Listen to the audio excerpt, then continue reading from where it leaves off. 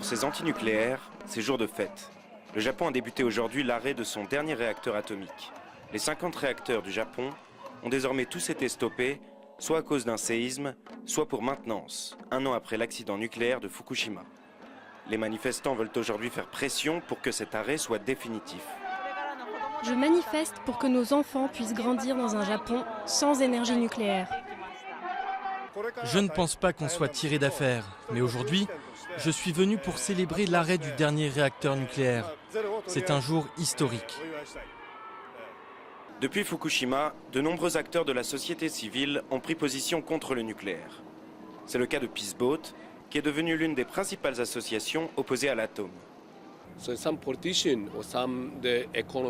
Il y aura toujours un politicien ou un expert économique pour vous dire que nos vies n'existeraient pas sans centrale atomique. Aujourd'hui au Japon, ça n'est plus vrai. Regardez, nos vies continuent même sans énergie nucléaire.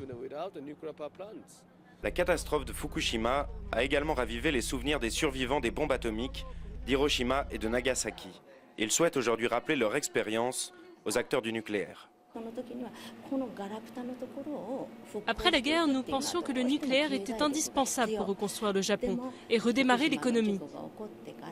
Mais après l'accident de Fukushima, nous avons été profondément choqués et nous nous sommes rappelés à quel point cette énergie pouvait être destructrice.